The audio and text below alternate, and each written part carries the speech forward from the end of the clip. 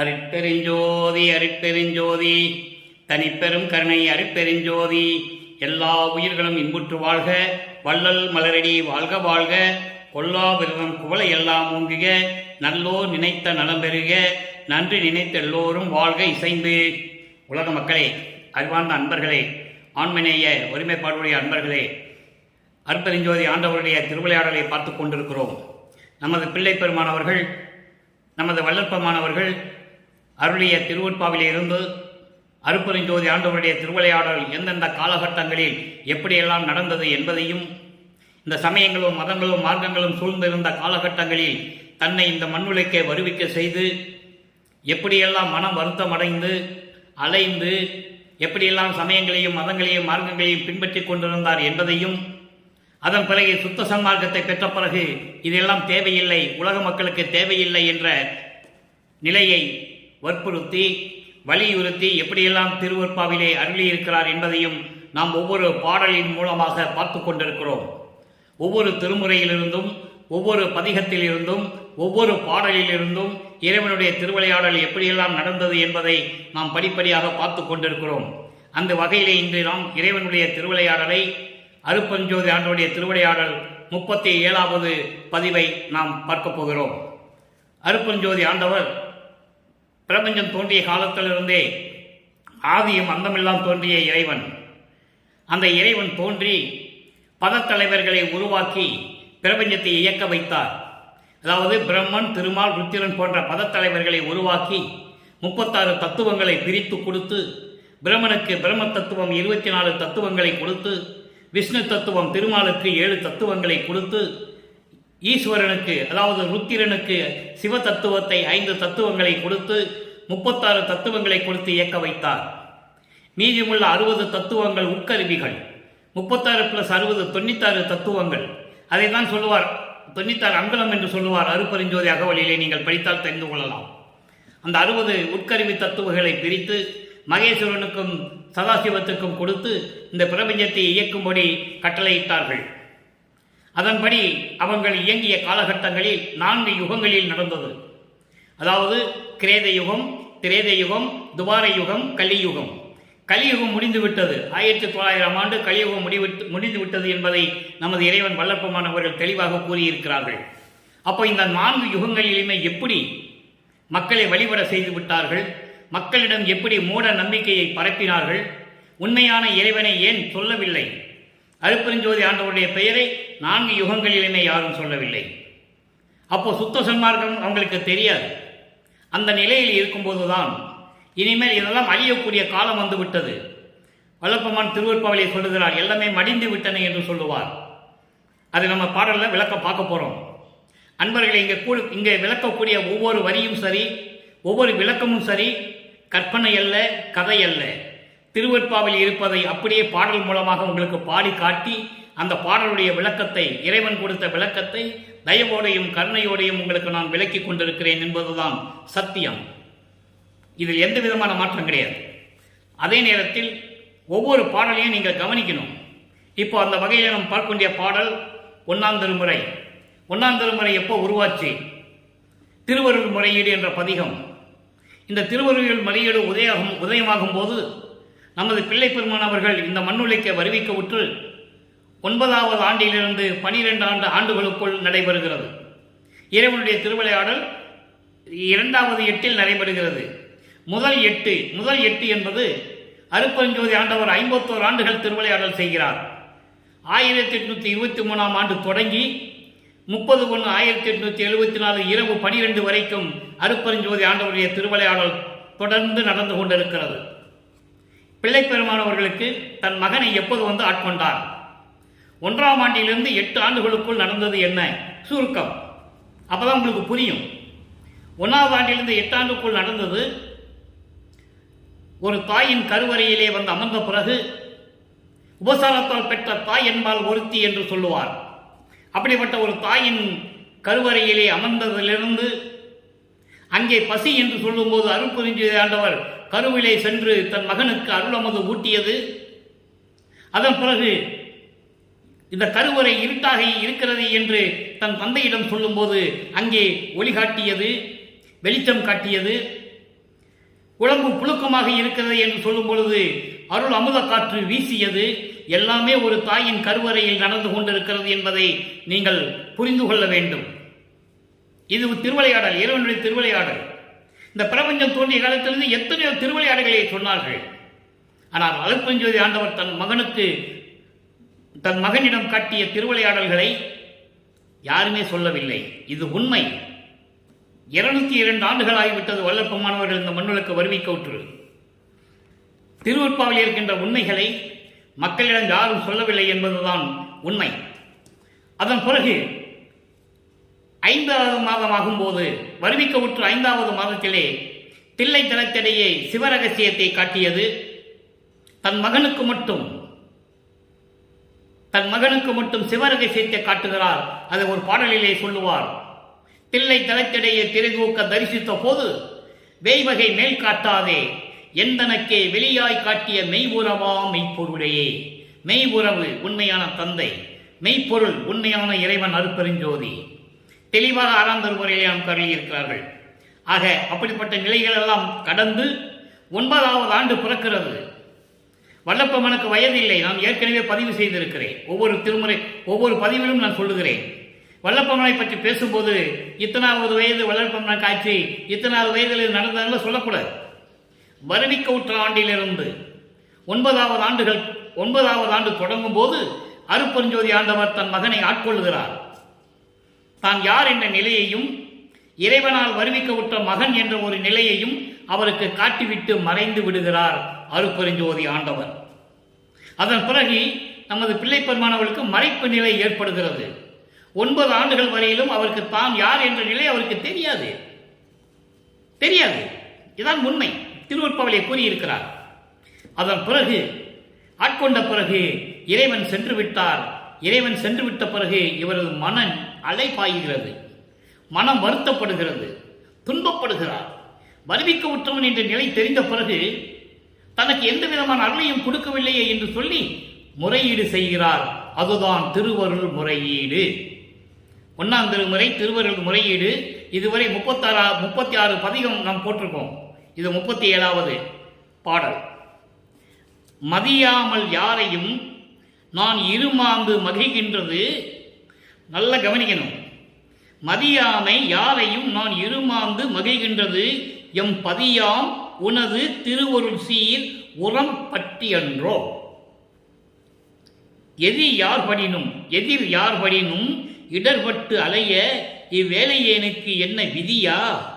இனி படமாட்டேன் அருள் செய் விடையவனே. இங்க பாருங்க, இந்த பாடல் திருமுறைகள் செய்யும் போது சமயங்களும் மதங்களும் மார்க்கங்களும் சூழ்ந்த காலகட்டங்களில் இவரும் அந்த நெறியில் இருந்து கொண்டிருக்கிறார். இதை நீங்க மறக்காம மனசுல வச்சுக்கணும். ஏன்னா இதுவரைக்கும் வல்லப்பமான சுத்தி சொன்னவங்க அங்க இருந்தாரு, திருநீர் பூசினாரு, உத்தராட்சி கொட்டை போட்டிருந்தாரு, கடுக்காம் போட்டிருந்தாரு, உடம்பெல்லாம் திருநீர் பூசிக்கிட்டு அவராடு பாடிக்கிட்டு இருந்தாரு. அதெல்லாம் சொன்னாங்க, நம்ம இல்லை என்று மறுக்க முடியாது. பாடல்களும் இருக்கு. ஆனால் அதே நேரத்தில் இதையெல்லாம் வேண்டான்னு சொன்னார்ல. சுத்த சன்மார்க்கத்துக்கு வந்த பிறகு இதெல்லாம் தேவையில்லை, இது இறைவனுக்கு உகந்தது இல்லை என்று சொன்னார்ல. அது யாரும் மக்கள்கிட்ட சொல்லலை. அதான் விஷயம். அப்ப சுத்த சன்மார்க்கம் மக்களுக்கு யாருக்கும் தெரியாது, யாருக்கும் தெரியாது. அந்த நிலையை மாற்ற வேண்டும் என்பதற்காகத்தான் தன் மகனை அந்த நெறியிலே இருக்க செய்கிறார் அருட்பெருஞ்சோதி ஆண்டவர். இது இறைவனுடைய திருவிளையாடல். இவர் விரும்பி இருந்தது இல்லை, இவருக்கு தெரியாது, ஒண்ணுமே தெரியாது. பிள்ளை பெருமானுக்கு என்ன தெரியும்? குழந்தை இறைவன். அவர் இறைவனாக குழந்தையாகவே வருவிக்கோற்றவர். அப்போ அந்த நிலையை வரும்போது இறைவன் திருவிளையாடல் நடந்து கொண்டிருக்கிறது. இந்த பாடலை பாருங்க, ரொம்ப அற்புதமா இருக்கும். விளக்க சொல்றேன். அதாவது, நான் இந்த மண்ணுலையிலே உன்னால் வருவிக்க உற்று என்னை ஆட்கொண்ட பிறகு நான் யாரையும் மதிக்காமல் செருக்கோடு நான் தெரிந்து கொண்டிருந்தேன். காரணம், நீ என் கடவுள், உனது திருவடியுடைய அருள் எனக்கு தெரியும், எனக்கு தெரியும், என்னை ஆட்கொண்டவன் அல்லவா, உன்னுடைய திருவிளையாடல் எனக்கு தெரியும் என்று சொல்லி இறைவனை திருவொற்றியூரில் வச்சு சொல்றார். தியாகராஜ பெருமான் சொல்றார். அப்ப அவர் என்ன பண்ணார்? தியாகராஜ பெருமான் திருவிழா வீதி வரும்போது இதெல்லாம் நம்ம பதியத்தில் இருக்கு, நம்ம பார்க்க போறோம். பின்னால பாடல்ல இருக்கு. திருவிளையாடல் சொல்லும் போது அதனுடைய சுருக்கத்தை சொல்றேன் உங்களுக்கு. பாடல் பின்னால் இருக்கு. 19வது பதிகத்தில் இருக்கு, 3ஆம் திருமுறையில் இருக்கு, 10 பாடல் இருக்கு.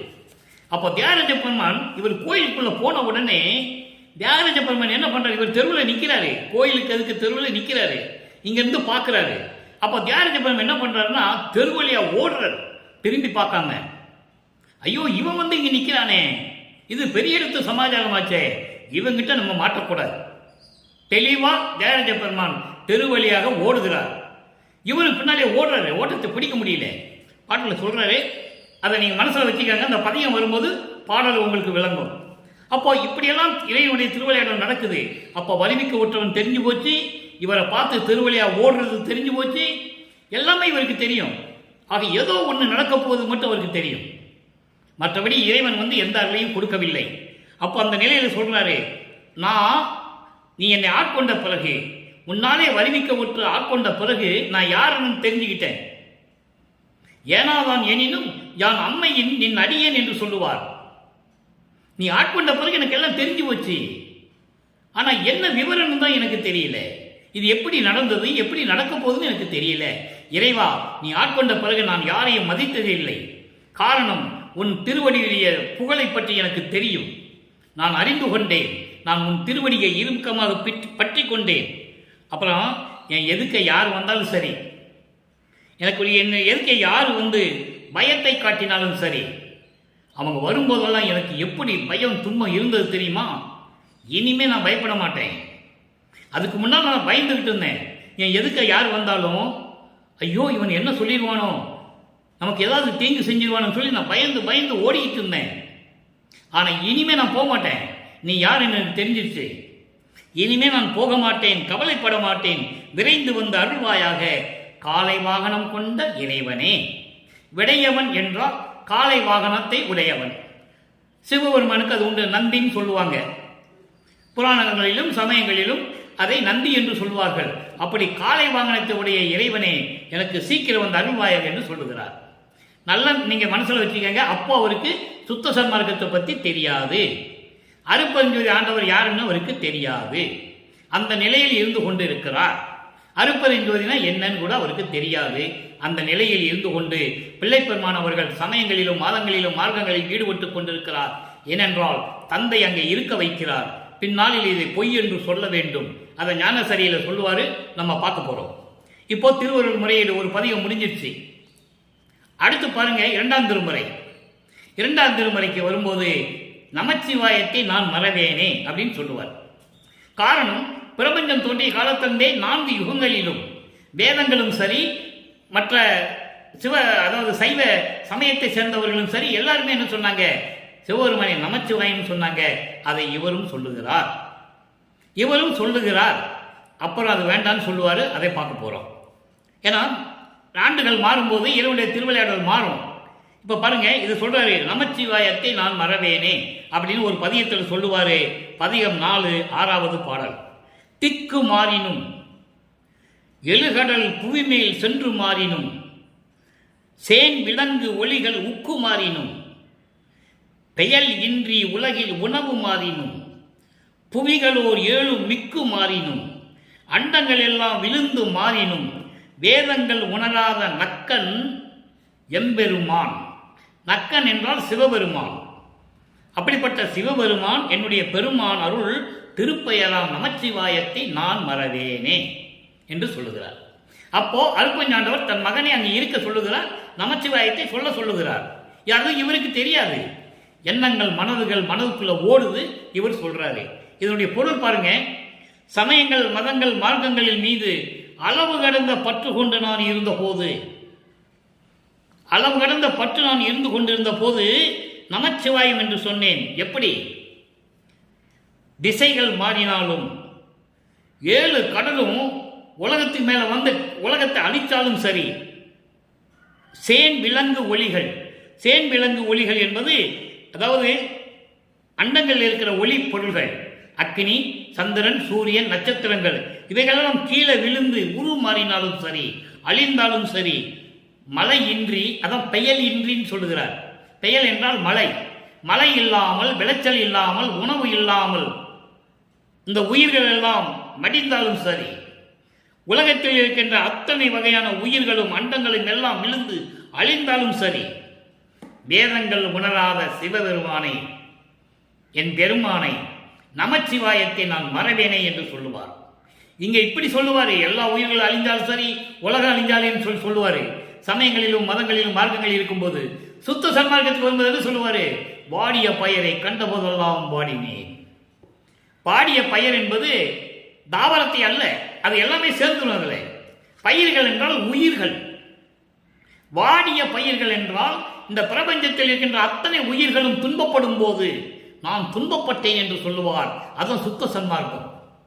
அதே வள்ளல்குமார் தான் சமயங்களிலும் மதங்களில் இருக்கும்போது எல்லா உயிர்கள் அழிந்தாலும் சரி, உலகம் அழிந்தாலும் சரி, அண்டங்கள் அழிந்தாலும் சரி, என்ன அழிந்தாலும் சரி, நான் கவலைப்பட மாட்டேன், நமச்சிவாயத்தை நான் மறவேன்னு சொல்லுவார். அதே வள்ளல்குமார் சுத்த சன்மார்க்கத்தை பெற்ற பிறகு உயிரின் மேல் எவ்வளவு இரக்கம் கொண்டிருந்தார், உலகத்தில் இருக்கிற ஜீவர்கள் மீது எவ்வளவு இரக்கம் கொண்டிருந்தார், கருணையும் தயவும் எப்படி இருந்தது என்பதை ஒரே வரியில் சொல்லுவார். வாடிய பயிரை கண்டபோதெல்லாம் வாடினேன்.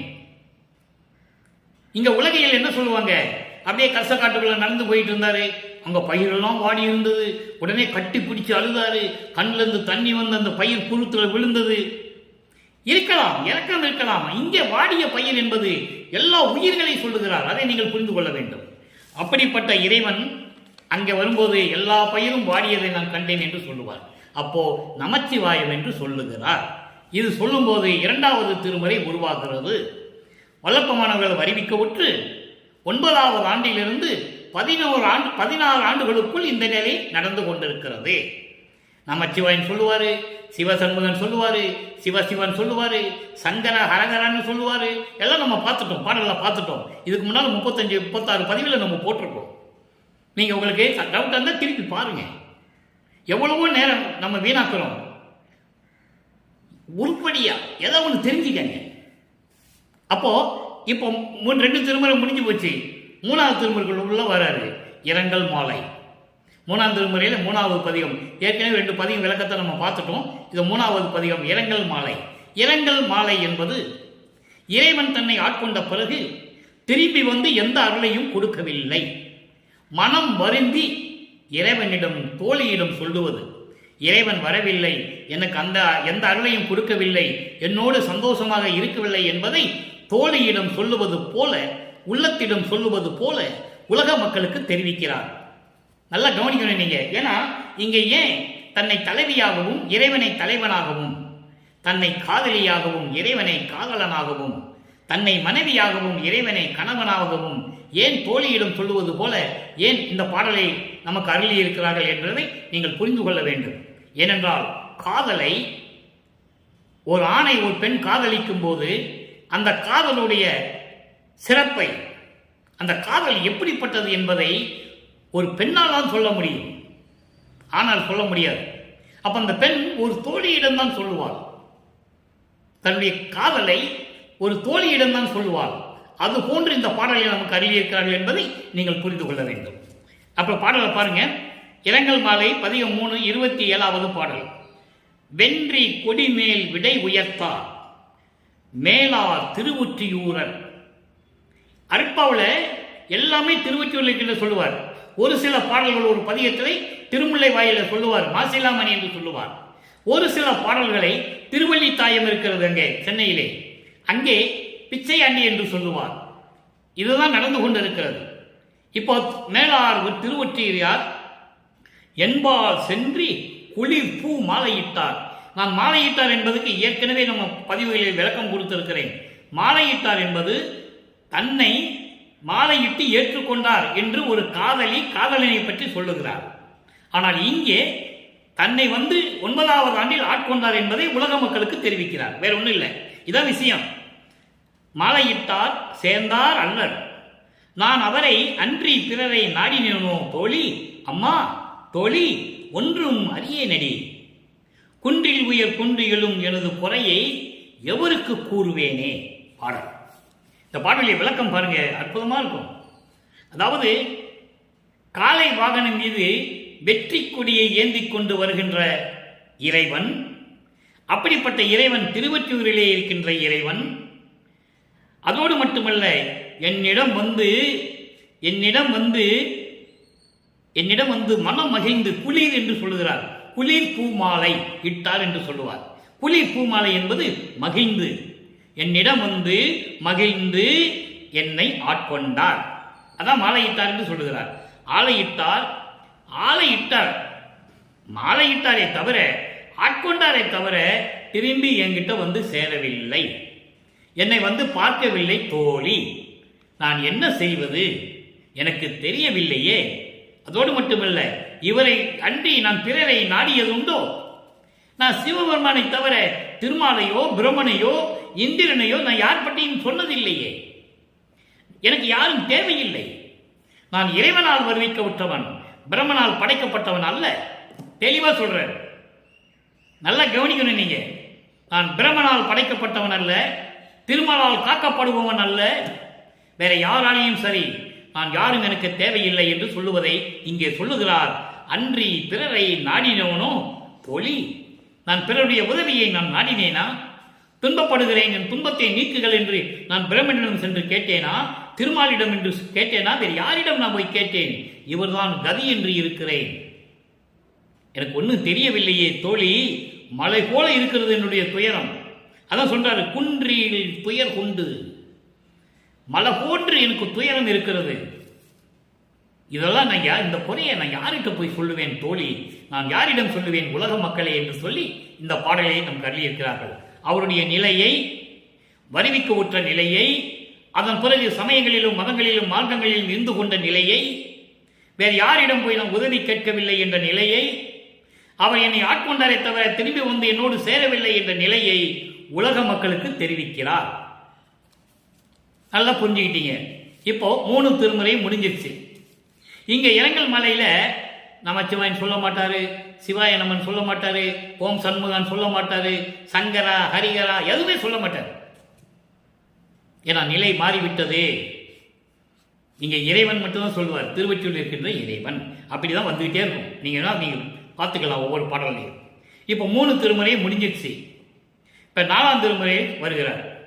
4ஆம் திருமுறை வரும்போது வல்லப்பமானவர்கள் இந்த மண்ணுலைக்கு வருவிக்க விட்டு 4×8 = 32, 51 வருடத்தை அருட்பெருஞ்சோதி ஆண்டவர் 8 பிரிக்கிறார். 6×8 = 48. இப்போ 3/8 முடிஞ்சு போச்சு. இப்ப 4வது 8லிருந்து நம்ம பார்க்க போறோம் இறைவனுடைய திருவிளையாடல் எப்படி நடக்குதுன்னு. அப்புறம் 48 முடிஞ்ச 3 ஆண்டுகள் மிச்சம் இருக்கு பாருங்க, அதுதான் கிளைமேக்ஸ். இறைவன் வந்து தன் மகனோடு 2 கலந்து நமது வள்ளல் பெருமானை ஒளி ஊடமாக்கி அருட்பெருஞ்சோதியாக்கி அருட்பெருஞ்சோதி ஆண்டவராக்கியது. அது நம்ம போக போக பார்க்க போறோம். ஒவ்வொரு பாடலையும் நம்ம பார்த்துட்டு இருக்கோம். இப்போ 4வது 8, 4×8 = 32 என்பது வல்லப்பெருமான் அவர்கள் வருவிக்க உற்று 25வது ஆண்டிலிருந்து 32 ஆண்டுகளுக்குள் என்ன நடந்தது, அந்த 8 ஆண்டுகளுக்குள் என்ன நடந்தது என்றால் யாரும் சொல்லாத ஒரு திருவிளையாடல் நான் சொல்லுகிறேன். திருவிற்பாவிலே இருக்கிறது. நமது தனக்கோடி அம்மையாருக்கு தாலி கட்டி அந்த அம்மையாருக்கு மோட்ச வீட்டை காட்டியது 27வது ஆண்டில். வல்லப்பெருமான் வருவிக்க உற்று 27வது ஆண்டில் அந்த அம்மையாரை தாலி கட்டி திருமாங்கல்யம் கட்டி அந்த அம்மாவுக்கு மோட்ச வீட்டை கொடுத்தது. இதை வானவர்கள் எல்லாம் வந்து வாழ்த்தியதை பாடலிலே கூறியிருக்கிறார். நாம் பின்னால பாட்டில் விளக்கத்தில் பார்க்க போறோம். நீங்க திருவிளையாடலை மட்டும் மனசுல நினைச்சுக்கங்க. இதெல்லாம் பாடலில் இருக்கு, சத்தியமா இருக்கு. அது எந்த விதமான மாற்று கருத்து கிடையாது, யாரும் மறுக்கவும் முடியாது. வானவர்கள் வந்து வாழ்த்தியது, அந்த அம்மாவுக்கு மோட்ச வீட்டை காட்டியதெல்லாம் நடந்து விட்டது. அதன் பிறகு இறைவன் இனிமேல் நான் எங்கேயும் செல்ல மாட்டேன், இறைவன் என்னை வந்து பார்க்க வேண்டும் என்று சொல்லி ஒரே இடத்தில் அமர்கிறார். அப்போ இறைவன் வந்து எப்படி ஆட்கொண்டார், எப்படி அருளை கொடுக்கிறார். 4வது திருமுறை அதிசய மாலை. நம்ம 4ஆம் திருமுறையில நிறைய பார்த்துட்டோம். திருநூறு வேண்டான்னு சொன்னது பிரசாத மாலையில பார்த்தோம். அதன் பிறகு அபராத மன்னிப்பு மாலையில பார்த்தோம், பத்தி மாலையில பார்த்தோம். இப்போ அதிசய மாலை. அதிசய மாலை என்பது இறைவன் தன்னிடம் வந்து அருள் எப்படி கொடுத்தார், எப்படிப்பட்ட இறைவன். பாடல் 7. ஆவா இது அதிசயம், இது அதிசயம் என் புகழுவேன். ஆஹா, இது என்ன அதிசயம், எப்படிப்பட்ட அதிசயம், நான் என்ன சொல்லுவேன். உலக மக்களே, யாரு அவருக்காவா பாடினாரு? அதை நீங்க மனசில் நினைச்சுக்கணும். திருவற்பாவை எல்லாமே உலக மக்களுக்கு சொன்னது. தன்னுடைய வருவிக்க உற்றதை, இறைவனுடைய மகன் என்பதை, இறைவன் ஆட்கொண்டு திருவிளையாடல் செய்ததை, அதன் பிறகு அறவை எல்லாம் கொடுத்து இறைவனாக்கியதை உலக மக்களுக்கு சொல்லுகிறார். அதான் திருவருப்பா. அவர் போய் உட்கார்ந்து பாடிக்கிட்டு செஞ்சுக்கிட்டலாம், அதெல்லாம் பெரிய விஷயங்கள், அதெல்லாம் விளக்கம் நிறைய இருக்கு. அதெல்லாம் சொல்லணும்னா நமக்கு வருஷ கணக்கில் சொல்லணும். சுருக்கமாக சொல்றேன், உலக மக்களுக்காக சொல்லுகிறார் அவருடைய நிலையையும் இறைவனுடைய நிலையையும். அதுதான் நீங்க புரிஞ்சுக்கணும். சமயங்களிலும் மதங்களிலும் மார்க்கங்களில் இருக்கும்போது எப்படி இருந்தார், சுத்த சன்மார்க்கத்தை பெற்ற பிறகு இந்த உலக மக்களுக்கு எப்படி அறிவிக்கிறார், அதான் கான்செப்ட். திருவருப்பானுடைய நோக்கம் கான்செப்ட் அதான். அதை நீங்க புரிஞ்சுக்கணும். இப்போ அடியாரெல்லாம் நினைந்து நினைந்து அவிழ்ந்து அகநெக்கு உருகி ஓவாமல் அரட்டிடவும். அடியார்கள் எல்லாம் தவம் செய்து கொண்டிருக்கின்ற அடியார்கள் எல்லாம் இறைவனை நினைத்து நினைத்து மனம் நொந்து மனம் உருகி ஓவாமல் அரட்டவும், தொடர்ந்து இரவும் பகலும் பார்க்காம, உணவும் தூக்கமும் இல்லாம, எலும்புகள்லாம் தெரிகிற மாதிரி உடம்பு மெலிஞ்சி தவம் இருக்கிறார்கள். இறைவனை பார்க்க வேண்டும் என்று பார்க்க முடியவில்லை. அழுகிறார்கள், புலம்புகிறார்கள், கூக்குரல் இடுகிறார்கள். அவர்களுக்கெல்லாம் அருளாமல், அவர்களுக்கெல்லாம் அருளை கொடுக்காத இறைவன் மாயை உலகு விடை ஆனந்தம் உவந்து உவந்து முயன்று தீவாய நரகினிடை விலக்கடவே. தன்னை பற்றி சொல்லுகிறார், இறைவனை பற்றி சொல்லுகிறார். இறைவன் எப்படிப்பட்ட இறைவன்? அடியார்கள் எல்லாம் காலம் காலமாக கற்பங்கள் பல கோடி செல்ல தீய கனலிடு ஊசி மேல் காலை ஊன்றி பொற்புறனை உணவின்றி உறக்கமின்றி புலர்ந்து எலும்பு புலப்பட ஐம்புரியும் ஓம்பி நிற்பவருக்கு ஒலித்து. மகாதேவ மலையில் சொல்லுவார், 55வது பாட்டு. அது அற்புதமான பாட்டு, பிரபஞ்சத்தின் உண்மையை சொல்லக்கூடிய ஒரு பாடல். அதை இங்க ஒரு வரியில சொல்றாரு. அடியாரெல்லாம் நினைந்து நினைந்து அவிழ்ந்து அகமன மனம் மனம் உக்கி நெருங்கி அவிழ்ந்து கட்டவிழ்ந்து தொடர்ந்து புலம்புகிறார்கள். அப்படிப்பட்டவர்களுக்கெல்லாம் அருளை கொடுக்காத இறைவன் மாயைகளையும் மயக்கங்களையும் சுமந்து கொண்டு இந்த மண்ணுலகிலே இறைவனால் வருவிக்க உற்று துன்பங்களையும் துயரங்களையும் நரகத்தில் இருப்பது போல நான் துன்பப்பட்டுக் கொண்டிருக்கிறேன். அப்படிப்பட்டவனை என்னையும் ஒரு பொருளாக நினைத்து என்னை கருதி என்னைத்தான் சிவாயனமா என புகழும் தெளிவுடையனாக்கி. நான் சிவாயனமா என்று சொல்லிட்டு இருந்தேன், சிவாயனமன் தான் சொல்லிட்டு இருந்தேன், நமச்சிவாயன் சொல்லிட்டு இருந்தேன். இதெல்லாம் நான் சொன்னதையெல்லாம் எனக்கு தெளிவுடையனாக்கி. நல்லா கவனிக்கணும், தெளிவுடையனாக்கி என்பதுதான் அண்டர்லைன். மகனே, இது வரைக்கும் நீ சிவாயனமன் சொன்னது போதும், நமச்சிவாயன் சொன்னது போதும், சிவசிவான் சொன்னது போதும், சங்கர ஹரிகர நீ என்னென்ன சொன்னியோ அதெல்லாம் சொன்னது போதும். எனக்கு எனக்கு என்று என்னை தெளிவுபடுத்தி நல்லா புரிஞ்சணும். இப்பவும் இங்க சுத்த சன்மார்க்கத்தை அவர் சொல்லல, நல்லா கவனிக்கணும். தெளிவுடையனாக்கி. அங்க இறைவனுடைய திருவிளையாடல் நடக்குது, இன்னும் சுத்த சன்மார்க்கத்தை கையில கொடுக்கல. கையில எப்ப கொடுக்கிறாரு? வருவிக்க விட்டு 33வது ஆண்டில் தான் கொடுக்கிறாரு. எல்லையத்து துறக்கணும், திருநூறு பூசதை விடணும், கடுக்கான கலட்டணும். அதை திருடன் விடத்துல போய் கலட்டது அற்புதம் ஆண்டவர். அதெல்லாம் சொன்னா யாரும் நம்ப மாட்டாங்க. இறைவன் கொடுத்த விளக்கம் அது. இறைவன் திருடன் வேடத்துல போய் தான் கலட்டுறாரு. காரணம், அது பெரிய விளக்கம் இருக்கிறது. இது எந்த பாட்டிலையோ யாருக்கும் யாருக்கும் தெரியாது. இது இறைவன் சொன்னாதான் தெரியும். எனக்கு இறைவன் உணர்த்தியது. மகனே, திருடன் வேடத்தில் என் காதில் இந்த கடுக்கானை கலட்டியது அருப்பறிஞ்சது ஆண்டவர் எனக்கு தெரியும். அவன் கலட்ட வரான்னு தெரியும். அதனால்தான் ஒரு கடுக்கானை கலட்டும் போது நான் திரும்பி படுத்தேன், அடுத்த கலட்டம் அவன் தான் கலட்டான். ஏன்னா இந்த கடுக்கான் போடும்போதே நான் உங்ககிட்ட சொல்லியிருக்கேன், ராமலிங்கேஸ்வரர் என்ற ஒரு ஆலயத்திலே நான் சொல்லியிருக்கிறேன் என்று சொல்லுகிறார். நம்பிதான் ஆகணும். நீ எப்படி சொல்ற? அதெல்லாம் நீ சொல்லக்கூடாதுன்னா யாரும் என்ன சொல்ல முடியாது. இறைவன் கொடுத்த விளக்கத்தை நான் சொல்றேன். அது என்ன நீ கடமை, வள்ளலார் ஊழியனுடைய கடமை. அப்படி மனநிலை இருக்கின்ற ஒரு சுத்த சன்மார்க்கத்தை தெரிஞ்சாதான் இந்த விளக்கம் கிடைக்கும், இல்லைன்னு கிடைக்காது. வல்லப்பமானுக்கு பேர் வச்சது எங்க? யாராவது சொல்லுங்க பார்ப்போம். சிதம்பரத்தில் வச்சாங்கன்னு சொல்லுவாங்க, கிடையவே கிடையாது. மருதூர் பக்கத்தில் பின்னலூர்னு ஒரு ஊர் இருக்கு. அந்த ஊர்ல ராமலிங்கேஸ்வரர் கோயில்னு ஒன்று இருக்கு. அதான் ராமையா பிள்ளைக்கு குலதெய்வம். இவர் இறைவன் அவங்களுக்கு எப்படி தெரியும்? ராமையா பிள்ளைக்கும் சின்னையம்மையாருக்கும் வந்தது இறைவன் அவங்களுக்கு தெரியாது. அதனால அவங்க குல வழக்கப்படி அவங்க குலதெய்வ கோயிலுக்கு கொண்டு போறாங்க. ராமலிங்கேஸ்வரர் கோயில் இன்னும் இருக்கு. அங்கே போங்க, அங்கே விளக்கம் கிடைக்கும். நான் போனதில்லை, ஆனால் இறைவன் கொடுத்த விளக்கத்தை நான் சொல்கிறேன். நீங்கள் அங்கே போய் தெரிஞ்சுக்கலாம், இது உண்மையா பொய்யான்னு நீங்கள் அங்கே போய் தெரிஞ்சுக்கலாம். அப்போது அப்படிப்பட்ட சூழ்நிலை இருக்கும்போது கடுக்காம் போடும்போது சொல்லிட்டாரு, கடுக்காம் போட்டான், நான் கழட்ட மாட்டேன், நீ தான் கழட்டணும். எப்போ? 5 மாத குழந்தையிலேயே இறைவனிடம் சொன்னது. அதை தான் சுத்த சன்மார்க்கத்தை கொடுக்கணும்னு அது இருக்கக்கூடாது. அதனால தான் திருடன் வேடத்தில் போய் அருப்பஞ்சாண்டவர் கடுக்கானை கலட்டியது. இந்த விளக்கம் வேற எங்கேயும் கிடைக்காது, இறைவன் கொடுத்த விளக்கம் தான் இது. நான் தேவையில்லாமல் சொல்லணும்னு எனக்கு அவசியம் இல்லை, அதை நீங்கள் புரிஞ்சுக்கணும். அப்புறம் இப்படி உலக நடையில் இருந்த என்னை, சிவாயனமா என்று சொல்லிக்கிட்டு இருந்த என்னை தெளிவுடையனாக்கி, நல்லா கவனிக்கணும், தெளிவுடையனாக்கி, எல்லாம் வேண்டாம் மகனே இனிமேல் சொல்லாத சொல்லிட்டு சாகா வரம் கொடுத்து, சுத்த சன்மார்க்கத்தில் கொண்டு கொடுத்தாதான் சாகா வரத்தை கொடுக்க முடியும். சமயங்களிலும் மதங்களிலும் மார்க்கங்களில் இருந்த சாகா வரம் கிடையாது.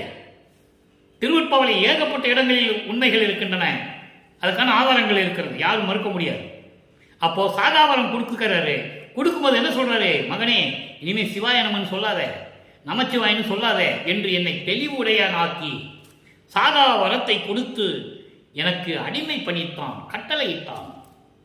தனித்த சிவகாமி வள்ளிக்கு இனித்த நடத்தவனே. நல்லா கவனிக்கணும். நீங்க எப்போ சொல்றாரு? சாகாவரம் அங்க கருவிலே கொடுத்துட்டாரு. நல்லா கவனிக்கணும். கருவிலே கலந்த துணை என்று சொல்லுவார். கருவிலே கொடுத்துட்டாரு. இவருக்கு இப்பதான் தெரியும். 4ஆம் திருமுறை 32 ஆண்டுகள் தான் இவருக்கு தெரியும். வருவிக்க விட்டு 32வது ஆண்டுகள் தான் இவருக்கு தெரியும். ஓஹோ, நம்ம சாகாவரம் ஏற்கனவே பெற்றவன் அது திருப்பி கொடுக்கிறாரு. ஏன்னா சமயங்களில் மதங்களில் மார்க்கங்களில் நம்ம இருந்துட்டோம்ல, அதனால மறைப்பு நிலையை கொடுக்கிறார். அவருக்கு அப்ப தெரியாது நம்ம சாகாவரம் பெற்றவன் என்று சொல்லி 32 ஆண்டுகள் வரைக்கும் தெரியாது. சுத்த சன்மார்க்கத்தை பெற்ற பிறகு சாகாவரத்தை கொடுக்கும்போது இவர் உணர்ந்து கொள்ளுகிறார். அதே போல சிவாய நமச்சிவாயனெல்லாம் இனிமேல் சொல்லாத என்று என்னை தெளிவுடையனாக்கி, அப்பவும் சொல்லல, அருப்பதஞ்சோதி சொல்லணும்னு சொல்லலை. இந்த பாடல்ல இன்னும் முழுமையா அவர் உள்ள வரல. அடுத்த பாடத்தை நம்ம பார்க்க போறோம். அடுத்த பதியத்தில் 6ஆம் திருமுறையில் இந்த பாடலை இப்போ நம்ம பார்க்க போறோம். நல்லா கவனிச்சுக்கணும் அன்பர்களே. நான் ஏற்கனவே சொல்லியிருக்கிறேன், தேவையில்லாமல் பேசுவதோ நேரத்தை கடக்க வேண்டும் என்று பேசுவதோ எனது நோக்கம் அல்ல. தமிழ் இலக்கம் தெரியாத எனக்கு 6 திருமுறைக்கு விளக்கம் கொடுத்து 6 திருமுறையும் 3 ஆண்டுகளாக எழுதி அதன் பிறகு வல்லப்பமானவர்கள் இந்த வேலையை எனக்கு கொடுத்துக்கிறாரு. அதை நான் செய்கிறேன், அவருடைய வேலையை நான் செய்கிறேன். வள்ளலார் ஊழியன், நான் ஊழியம் செய்து கொண்டிருக்கிறேன், அவ்வளவுதான். இதில் எந்த விதமான எனக்கு கருத்து உள்கருத்தோ மாறுபட்ட வேறுபட்டெல்லாம் கிடையாது. என்னுடைய சொந்த கருத்து கிடையாது முதல்ல. அப்போ தனித்த சிவகாமி வள்ளிக்கு இனித்த நடத்தவனே, என் அம்மை, என்னை பெற்றெடுத்த தாய் சிவகாமி வள்ளி இருக்கிறாளே, அவளுக்கு மனமகிழ்ந்த இறைவனை என்று சொல்லுகிறார். இப்போ 6ஆம் திருமுறை வருகிறோம். சுத்த சன்மார்க்கத்துக்குள்ள நுழைகிறாரு. சுத்த சன்மார்க்கம் தெரிஞ்சு போச்சு அவருக்கு, இன்னும் கையில வாங்கல. நல்லா கவனிக்கணும். சுத்த சன்மார்க்கம் தெரிஞ்சிருச்சு, சுத்த சன்மார்க்கத்துக்குள்ள வராரு. இன்னும் அவங்க அப்பா கையில கொடுக்கல, அருப்பஞ்சாண்டவர் இன்னும் கையில கொடுக்கல. என்ன சொல்றாரு? இனிமேல் இந்த சிவாய நமச்சிவாயன்லாம் சொல்லாத அப்படின்னு தெளிவுடையானாக்கி சாகாவரத்தை கொடுத்து எனக்கு அகலை கொடுத்து கட்டளை இட்டு சென்று விட்டார், மறைந்து விட்டார். இப்போ மறுபடியும் வருகிறார். எப்படி அகலை கொடுக்கிறார் என்பதை நம்ம பார்க்க போறோம். சிற்சபை விளக்கம் பதிகம் 14 6ஆம் திருமுறை சிற்சபை விளக்கம். இதை ஏன் நமக்கு கொடுத்தாருன்னா, இதுக்கு முன்னால 4 பதிகங்களிலுமே 4 திருமுறைகளிலுமே திருவற்றில் இருக்கின்ற இறைவன் தியாகராஜ பெருமான் அப்படி சொல்லுவார். இப்ப சுத்த சன்மார்க்கத்தை பெற்ற பிறகு அதெல்லாம் சொல்ல மாட்டார். சிற்றபை விளக்கம் சொல்றாரு பாருங்க. தூய நெஞ்சினேன் அன்று, அண்டர்லைன், அன்று முக்கியமான வார்த்தை. தூய நெஞ்சினேன் அன்று நின் கருணை சுகம் விளைந்திலே. நீ தூய்மையானவன். ஆனா அன்னைக்குன்னா என்ன, 32 ஆண்டுகள் வரைக்கும் வருவிக்க உற்று 32 ஆண்டுகள் வரைக்கும் சமயங்களிலும் மதங்களிலும் மார்க்கங்களிலும் இருந்து கொண்டு உன்னுடைய கருணையினுடைய சுகத்தை எனக்கு தெரியாது, அதை நான் விரும்பவில்லை, நான் உங்ககிட்ட கேட்கவே இல்லை, அதை மறந்துட்டேன். நீ கருணை சுகம் விளைந்திலே, நான் உங்ககிட்ட கேட்கவே இல்லை, அதை பற்றி நான் நினைக்கவும் இல்லை, விருப்பமும் இல்லை. எப்படி சொல்றாரு பாருங்க. சுத்த சன்மார்க்கத்துக்குள்ள என்றாகிறாரு, உள்ள நுழைகிறாரு. இன்னும் கையில் வாங்கலை. அப்போ சொல்கிறேன், சொல்லி தான் ஆகணும் தந்தைகிட்ட. அன்னைக்கு நான் இருக்கும்போது உன்னுடைய அருள் பெருமை, கருணையுடைய பெருமையில் எனக்கு தெரியாமல் போச்சு. அதை நான் விரும்பாமல் இருந்துட்டேன். எனினும் எனினும் பொய் உலக மாயம் வேண்டிலே. அப்போ கூட இந்த பொய் உலகத்துடைய ஆசைகள்லாம் நான் உங்ககிட்ட கேட்கல. எனக்கு மண்ணாசை, பெண்ணாசை, பொன்னாசை கூட நான் கேட்கல. அப்பவும் நான் கேட்கல உங்ககிட்ட. அப்படி சொல்லிட்டு இப்போ வந்து நிற்கின்றேன். அண்டர்லைன். உன் முன்னால வந்து நிற்கிறேன். காரணம், உன்னால் வருவிக்க உற்றவன். ஒரு தாயின் கருவறையில் இருக்கும்போது எப்படியெல்லாம் நீ அருளை கொடுத்தாய் நான் தெரிந்து கொண்டேன். அந்த மறைப்பு நிலை எனக்கு நீங்கி விட்டது. ஒவ்வொரு யுகத்திலும் நான் எப்படி இருந்தேன் என்று நான் தெரிந்து கொண்டேன். பாட்டில் இருக்கு. அந்த பாட்டெல்லாம் பார்க்க போறோம். 2ஆம் திருமுறையில் பின்னால் இருக்கு. அற்புதமா இருக்கும். என்ன, அந்த நிலையில் நான் இருந்து கொண்டிருந்து இப்போ உன்னை வந்து உன் முன்னால் வந்து நின்று கொண்டிருக்கிறேன். எப்படி நின்று கொண்டிருக்கிறேன்? வள்ளலே, அருட்பெருஞ்சோதி ஆண்டவரே, உன் மனக்குறிப்பு அறியேன். ஈய வாய்த்த நல் தருணம் இது. எனக்கு அருளை கொடுப்பதற்கு இது நல்ல தருணம். அருள்க. எப்படி சொல்றார் பாருங்க. சுத்த சன்மார்க்கத்தை பெற்ற பிறகு தன் தந்தையிடம் கேட்கிறார். எல்லாம் சொல்லுவாங்க. அருட்பெருஞ்சோதிக்கும் மகனுக்கும் எவ்வளவு விவாதம் நடந்தது, எவ்வளவு வழக்கு நடந்தது, எவ்வளவு அருளை கொடுத்தார், எவ்வளவு திருவிளையாடல் செய்தார் என்பதை யாருமே சொல்லலையே மக்கள்கிட்ட. சொன்னாதானே தெரியும். எல்லா திருவிளையாடலையும் சொன்னாங்கல்ல, இவருடைய திருவிளையாடலை யாரும் சொல்லலை. அப்போ அப்படிப்பட்ட இறைவனே, எனக்கு அருளை கொடுப்பதற்கு நல்ல தருணம் அருள்க. என் தந்தையே, நின் மலர் இணையடி அல்லால் தாயம் ஒன்றில்லை. உன் திருவடி போதியா எனக்கு. தாயம் என்பது உரிமை. உன்னுடைய திருவடி உரிமை தான் எனக்கு வேண்டும். உன் திருவடியுடைய அடைக்கலம் தான் எனக்கு வேண்டும். வேறு எதுவும் நான் கேட்கலையே. ஒரு பாடலில் சொல்லுவார், விருப்பிலேன் மாலயன் பதவி வேண்டி கொல் என வேண்டினும் கொல்லேன். இந்த திருமாலை பிரம்மன் இவங்களுடைய பதவியில் எனக்கு தேவையில்லை. நீ வச்சிக்க மகன் சொன்னா கூட எனக்கு அது தேவையில்லை. அழகா சொல்லுவார். அதுதான் இங்கே சொல்றாரு. தாயம் ஒன்றில்லை, வேறு எந்த பற்றும் எனக்கு எரியல்க. உன்னுடைய திருவடிதான் எனக்கு அடைக்கலம் வேண்டும் என்று நான் கேட்டேன்.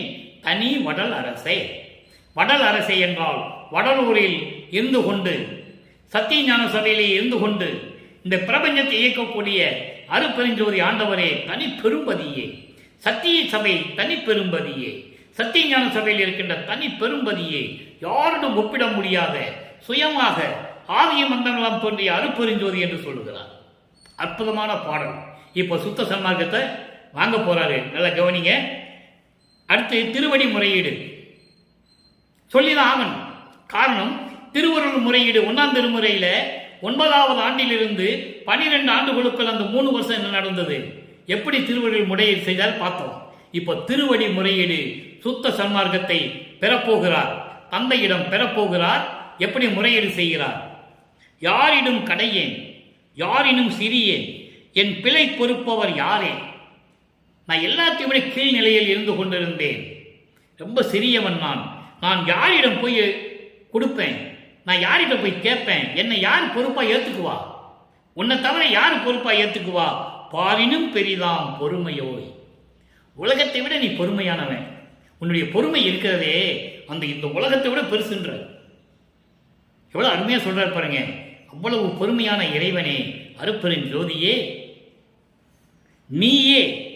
நீதான் பாவி ஏன் பிழை பொறுத்தில்லையே. இந்த பாவி மகன் உன்னால் வருவிக்க உற்று சமயங்களிலும் மதங்களிலும் ஈடுபட்டு கொண்டு நான் இருந்தபோது அந்த பிழைகளெல்லாம் நீ பொறுக்காவிட்டால் நான் என்ன செய்வேன்? ஊரினும் புகுதம் ஒண்ணுமோ? இந்த உலகத்தில் இருக்க முடியுமா? ஊர் என்பது இந்த உலகம். இந்த உலகத்தில் நான் இருக்க முடியுமா? இந்த பாவி உடம்பை வைத்து உலாவும் படுமோ?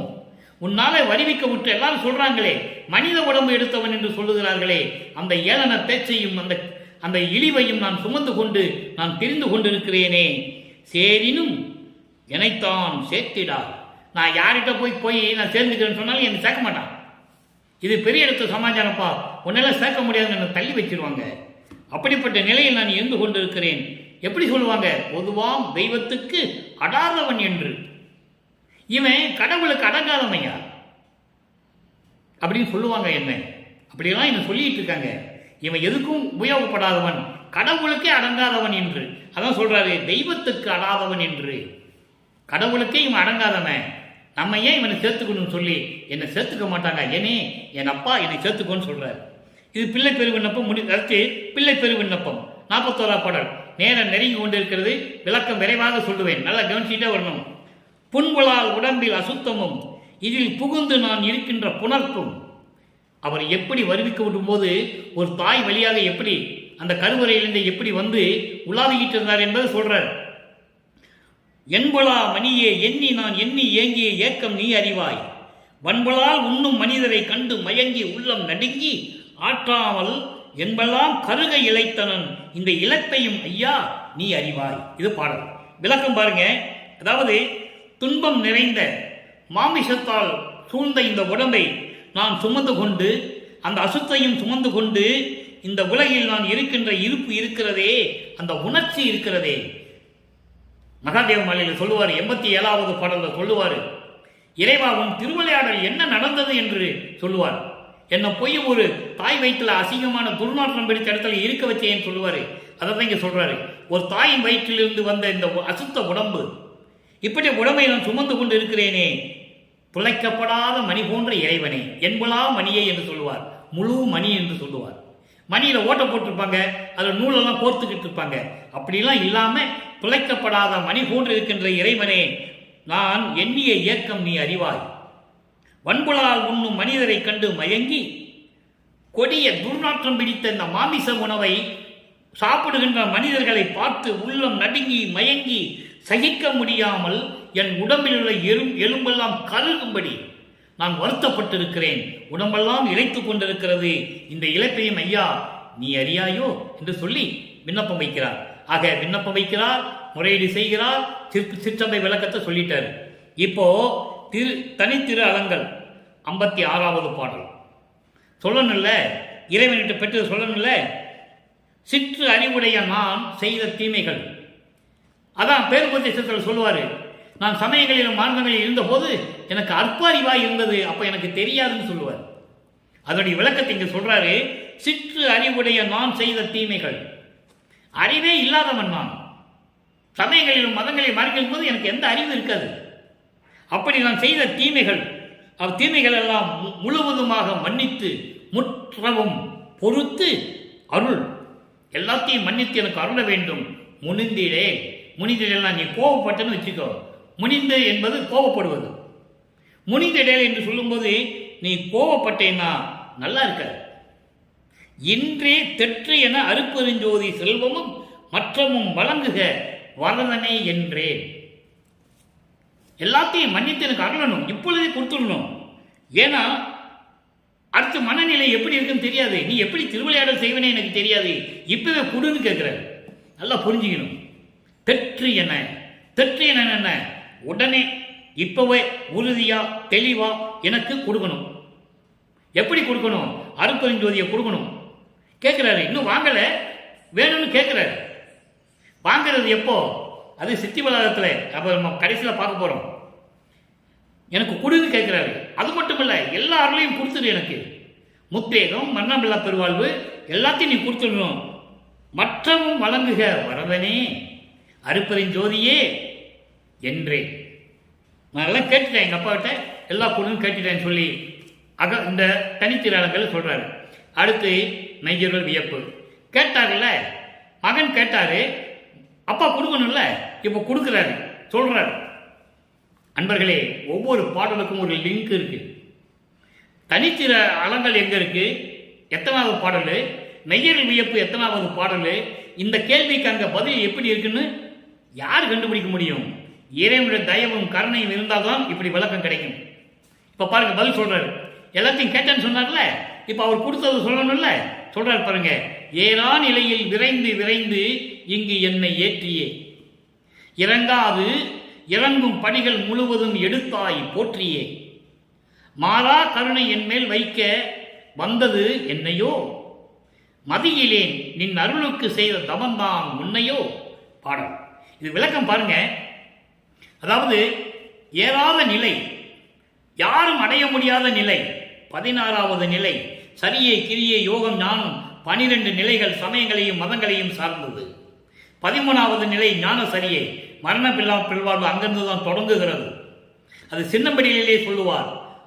பன்மார்க்கம் கடந்தை நின்று சின்னம்படி 12 மேல் நின்று சின்னம்படி 12 மேல் நின்று நின்றது 13வது நிலை. கீழே சொல்லுவாரு சுத்த சன்மார்க்கம் மார்க்கம் என்று சத்தியம் சொல்லுகிறோம் என்று சின்னம்படி என்று சொல்லுவார். அற்புதமா இருக்கும். இப்போ அப்படிப்பட்ட ஏறாத நிலையின் மேல் என்னை ஏற்றி இந்த மண்ணுலகிலே இருந்த என்னை ஏறாத நிலைமையிலே கொண்டு சென்று ஏற்றி இங்க சொல்லுவாங்க, என்னையா சாமியாரை காணோம் ராமலிங்கத்தை காணோம் சொன்னா எங்கேயாவது தெருவில் சுத்த போயிருப்பாரு. இப்படிதானே மேடையில பேசுனாங்க. இப்படி யாராவது பேசியிருக்காங்களா? நீங்க சொல்லுங்க, உங்க காலில் நான் விழுகிறேன். தைரியமா சொல்றேன். பாடல் விளக்கம் இருக்கு. ஏறா நிலை என்பது கடவுள் நிலை.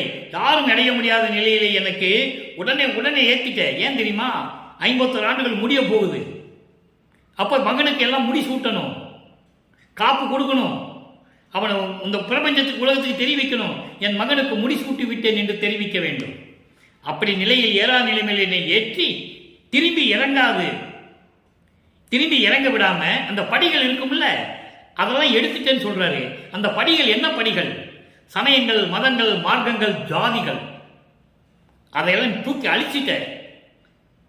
அடுத்து மாறா கருணை என் மேல் வைக்க வந்தது. என் மனம் ஒரே நிலையில் இருக்கும்படி தயவையும் கருணையும் என்னிடம் வந்து கொடுத்தது. எதற்காக? என்னையோ என்றால் எதற்காக என்னை அப்படி வைக்கிறாய் கேட்கிறாரே.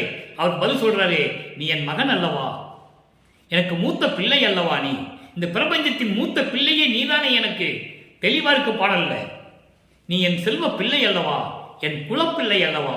குலம் என்பது சமரச சுத்த சன்மார்க்கத்தினுடைய என்னுடைய சங்கத்தின் என்னுடைய குலத்தின் மூத்த பிள்ளை அல்லவா, நீ ஒரே மகன் அல்லவா என்றெல்லாம் சொல்லுவார். அற்புதமாக இருக்கும். அப்படி எதற்காக சொல்லும்போது அது பதில் சொல்லுகிறார். மதியிலே நின் அருளை செய்த தமந்தான் முன்னையோ. எத்தனை யுகங்களில் நான் செய்த தவங்கள் பலித்து விட்டதா?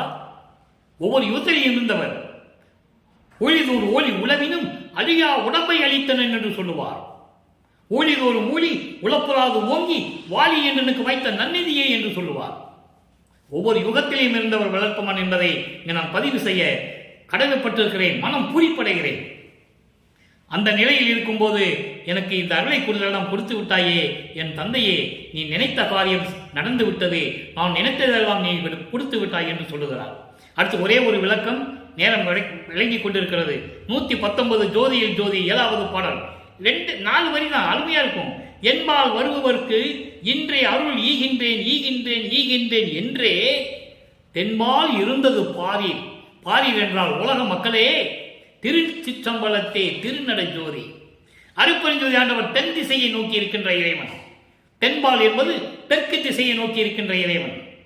தீபம் எப்பவுமே தெற்கு திசை நோக்கி இருக்கணும். வடக்க தீபம் வைக்கணும். அந்த ஒளி தெற்கு திசை நோக்கி இருக்கணும். இதை அருட்பெருஞ்சோதி ஆண்டவர் என்று தெரிவதற்கு முன்னாலேயே அட்டமூர்த்திகள் என்று சொல்வார், தட்சிணாமூர்த்தி என்று சொல்வார். திருவடி புகழ்ச்சியிலே உண்டு. தட்சிணாமூர்த்தி, அருள்மூர்த்தி, புண்ணியமூர்த்தியாக அட்டமூர்த்தியானவன் என்று சொல்லுவார்.